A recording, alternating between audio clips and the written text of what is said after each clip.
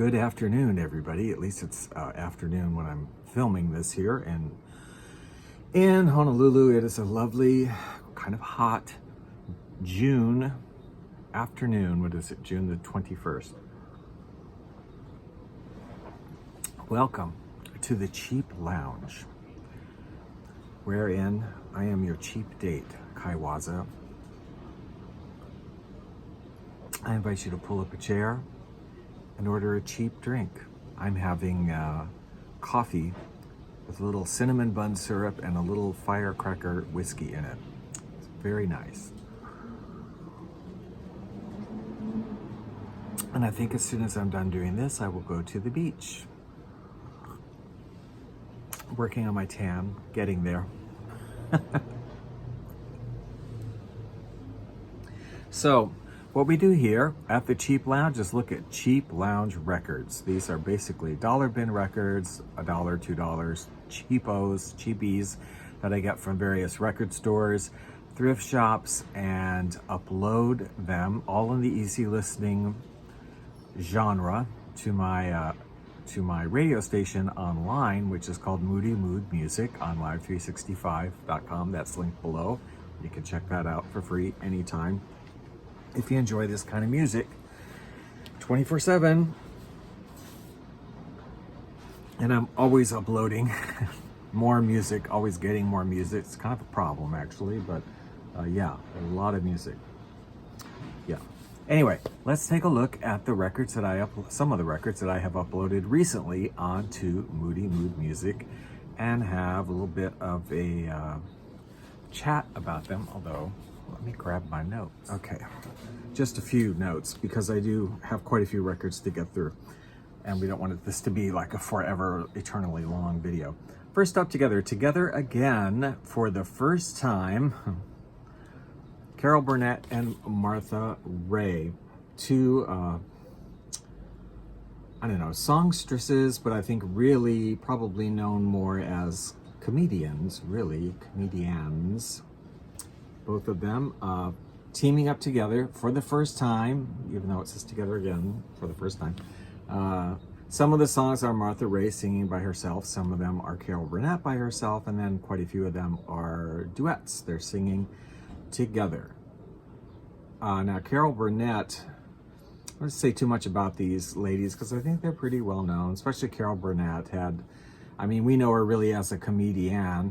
She had a very long-running show, the Carol Burnett Show, from 1967 to 1978, and then they did some half-hour shows in 1979, or maybe they were hour, I don't remember, Carol Burnett and Company in 79, and then later on they put together pieces from those shows to do half-hour episodes of something called Carol Burnett and Company. But anyway, her stuff's out there. You can watch it even on like some of those free apps I know that has like the Carol Burnett Show and whatever. Very funny lady. Was also a singer and did some musical theater. Same with Martha Raye. Started out as a big band singer, and then kind of got into theater and film and television, doing sort of comedian roles. So obviously on this record there are some serious songs, but some of the songs are also, they're being a little bit funny and a little bit humorous, and I enjoyed this album and uploaded several things onto the station. One of the few records, Carol Burnett, Martha Raye probably had more records out on her own. Carol Burnett didn't. I have a few, but she didn't do a lot of just records of her singing, really, so it's a little bit unusual to have. Take it from me, it'll be groovy, 'cause there's somebody up there digging us all.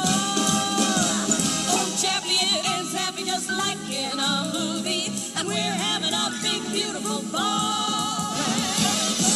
We've done shows from here to China, Malibu to Carolina, and here we are together again.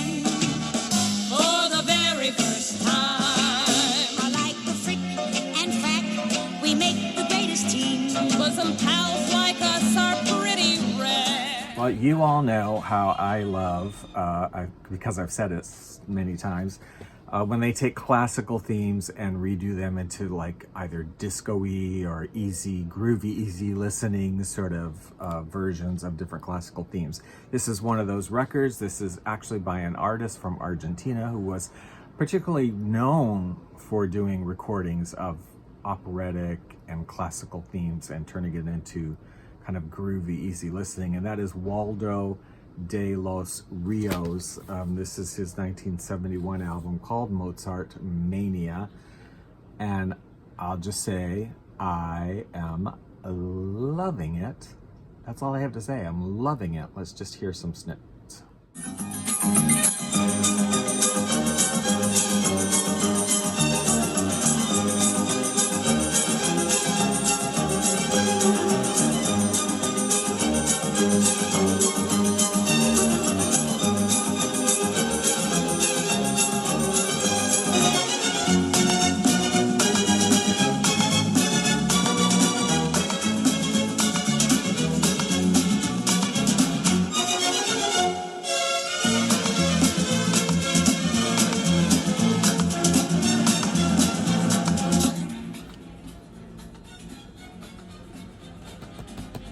Love it. Okay. Now here's an artist I hadn't really heard of, and when I saw this, I snatched it up because a lot of the song titles were unknown to me also, which I always love when you can find a record album that has either a lot of songs that the artist or people working with the artist have written for an album rather than just standards. There are some standards on this, but there's quite a few original ones. This is a lovely gatefold. It's called Night Love by Homer Dennison and the Night Strings, which obviously at one time belonged to Griffin, but it belongs to Kaiwaza. Now I should cross it off. And maybe I should write my name on all the records and then auction them off. I wonder if my name on it would like actually increase its value. I'm kidding.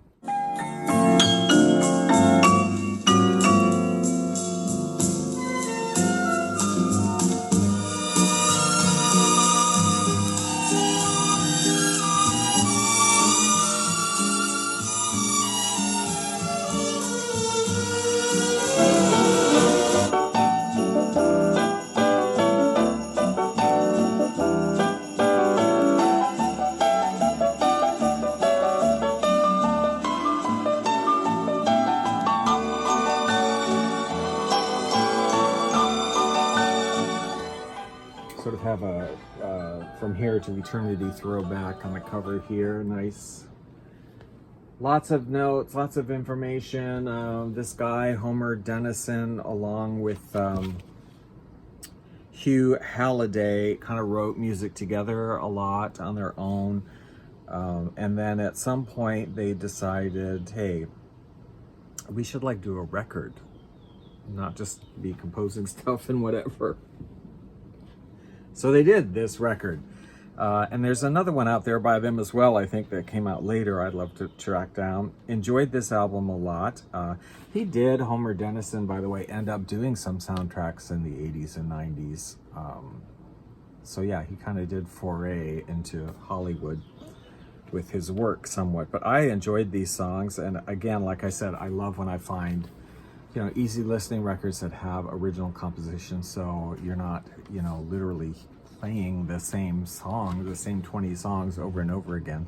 Same kind of goes with Hawaiian music as well. Here's a cute record. Love the cover on it. Unusual record too, I should say. Tommy Dorsey and his Clambake 7. You gotta love a group called the Clambake 7. There they are, I'm assuming on a clam bake. Are those clams? I think those are clams, yeah. You're sailing at midnight, I'll be on the pier. I'll smile a white lie, whispering goodbye, good luck, dear.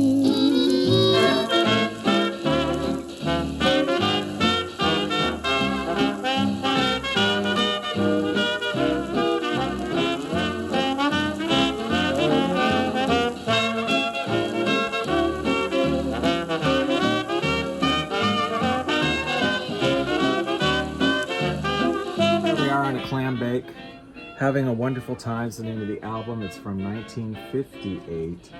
However, this music is much older than 1958. Now, Tommy Dorsey, I'm going to assume you know, is a big band leader, big band era. Now, these songs on here by the group, Tommy Dorsey's group, the Clambake 7, which was sort of a subgroup of his larger orchestra. This collection here that they have of them from 1958 is actually the first time that all of these particular songs that were old, like 10-inch shellac 78s, right? I'm assuming.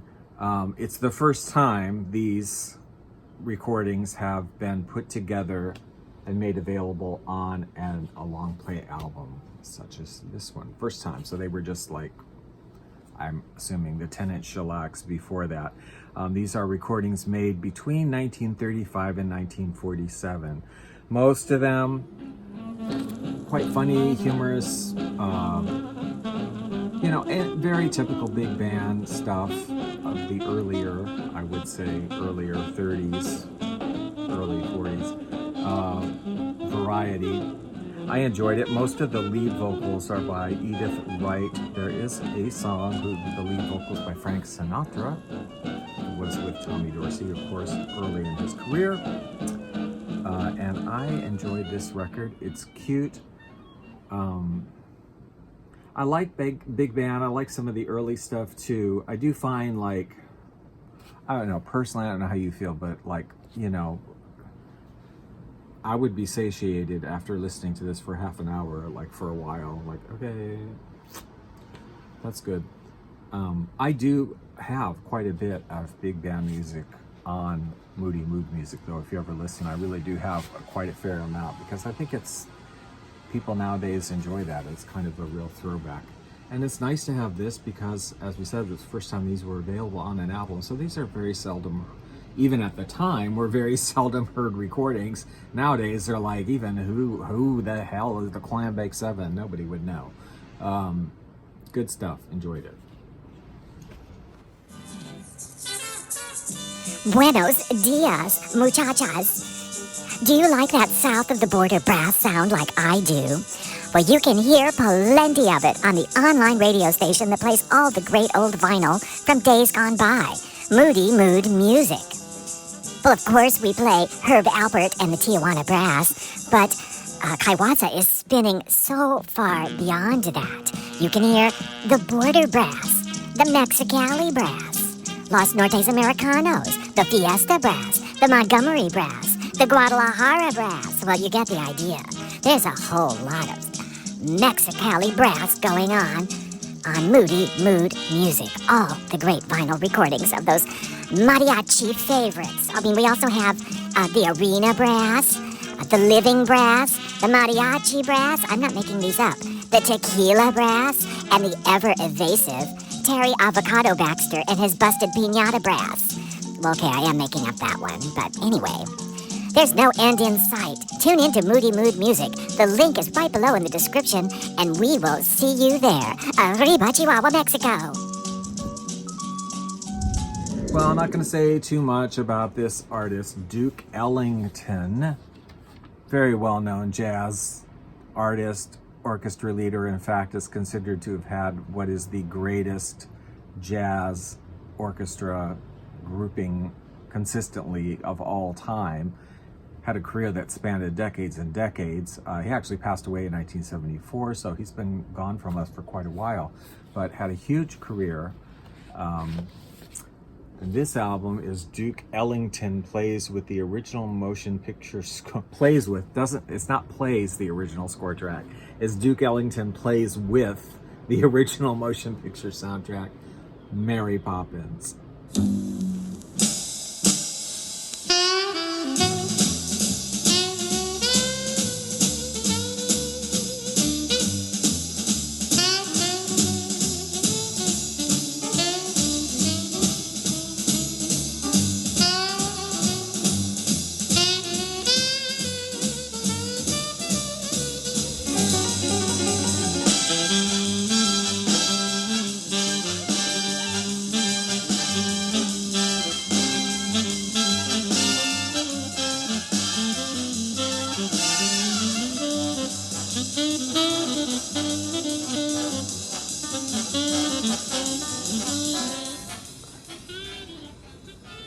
So, interestingly, Duke Ellington, both of his parents were pianists, and they made him take piano lessons when he was younger, but he was always, he said, more interested in baseball, actually. And in fact, his first job was selling peanuts at a baseball stadium so he could watch the games in New York, which is where he was from. Cute record. Some of it, maybe is a little bit too strange. Oh yeah, let me tell you about it. I wanted to mention this too. Some of it's a little bit too strange for me to put on a Moody mood music, but quite a bit of it also is right on target. So it's fine. You do hear, if you listen to Duke Ellington, I'm touch and go with some of his stuff personally. A lot of it is really, like I would say, sometimes gets weird, if you want to call it that. Like using very different chords and chord progressions. And he was very known, for being very experimental and doing all these things. And in fact, they come from his own experience, because he would write something, like whatever song, he wrote so many compositions, but he would write something, and then he would play it every way he possibly could. He would take that song and play it as a tango, and play it as a waltz, and play it as a foxtrot, and also something else he would do, because he was exposed to this when he was younger. There would be performers or people out on the street, or in jazz people, whatever, in their homes, that didn't have a lot of money, and they would have sheet music, and they couldn't get as much sheet music as they wanted, so they would do as much as they could with what they had, and they would take some sheet music songs and literally turn them upside down and play them upside down. And that kind of stuck with him, and so that was something I think that he also here and there is in his music, that kind of experimentation. So a lot of interesting stuff from Duke Ellington out there if you enjoy jazz and you enjoy a big band sort of doing jazz.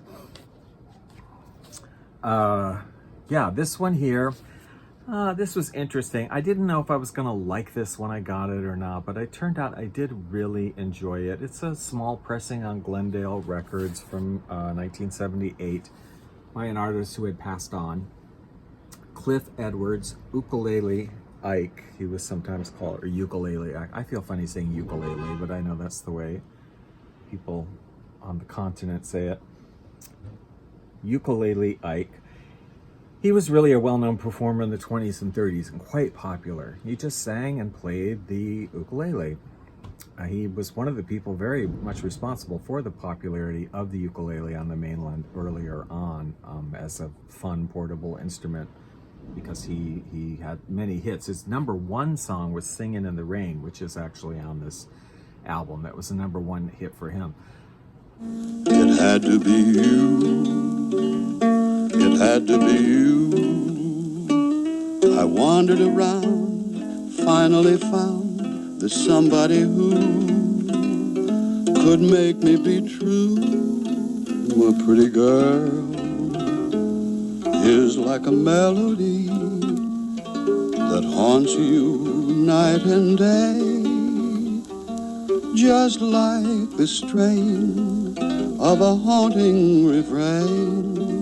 She'll start upon a marathon. Didn't think I would like it, but I did.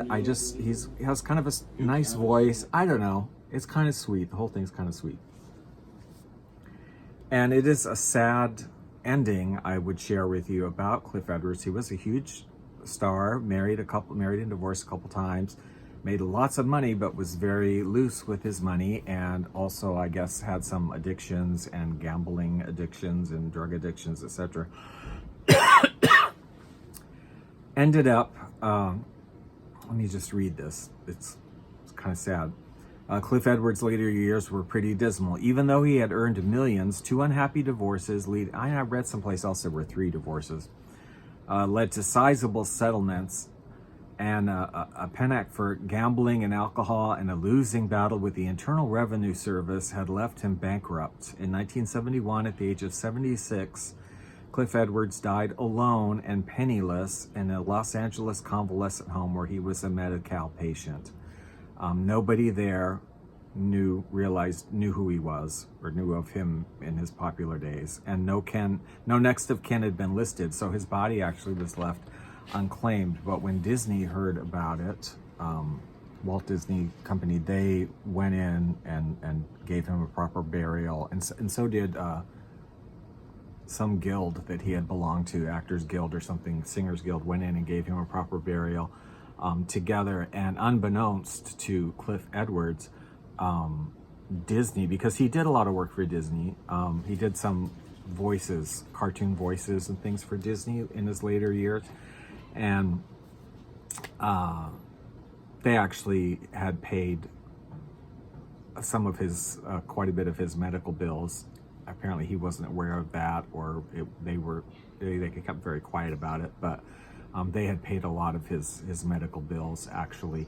And they said he used to, it was very sad that in his later years, when he was, quite old, he would come from the nursing home. He would go from the nursing home down to Disney to see if there was any voiceover work that he could do that day, because he literally had no money, and he would just see if there was work that he could do. So very sad story, really, Cliff Edwards. I don't know why I'm telling you all this to be depressing, so sorry. We need a drink. We need a drink.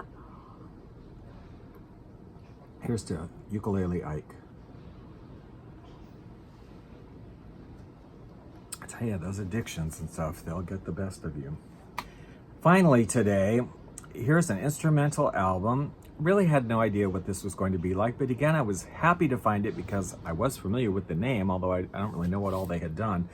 But I don't know what their music was like on their own, because I've never seen them with their own album. This is Andre Popp. Now, he's a French composer, and he's really, I think, most well known for Love is Blue, that song. Da, da, da, da, da, da.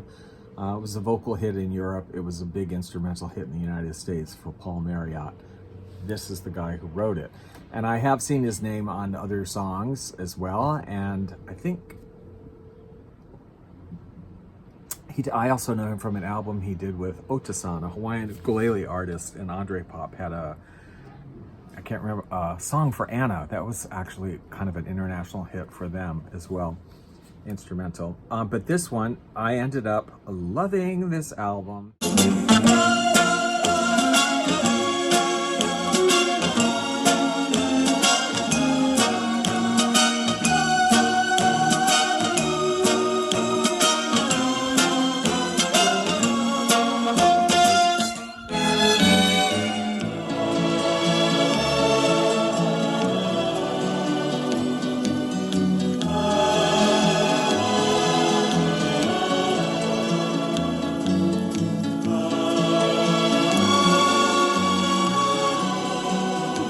About a dozen albums on his own, as it turns out, as an orchestra leader, and he's the composer of all these songs, which, except for Love is Blue, probably are not at all familiar to you. They weren't familiar to me either, but they're great. And what I love about this album especially is, you know me and how much I love a good wordless chorus, right? I love a wordless chorus. This has a great wordless chorus throughout the entire album. So there's all kinds of oohing and ahhing and doo-wopping and yah-yah-yahs and just going ooh, whatever, along with the music. So this album gets high marks from Kaiwasa for its kitschiness. Yeah, I put almost the entire album, I think, up on Moody Mood Music. So you definitely can get a chance to check it out if you want to check out the radio station that's linked below. That is it for today. I hope you enjoyed that. Please give the video a thumbs up if you enjoyed it. Check out Moody Mood Music if you'd like to, anytime, night or day. You can check that out down below. It's 24 hours a day. You can buy me a coffee if you feel so inspired. That is linked down below. I do appreciate that. Thank you. It's been very nice to hear from some folks who have done that. Thank you a lot. Don't feel pressured whatsoever at all. My record addiction is my problem. But thank you to those who have fed it. Anyway, Kaiwaza with you. We'll see you in the next video. We're going to have plenty more Cheap Lounge episodes coming up. This was we're in season 2, and this was episode 18. Can you believe it? So we're starting to close in at the end of of season 2. So thank you all for your support and watching, and we will see you in the next video.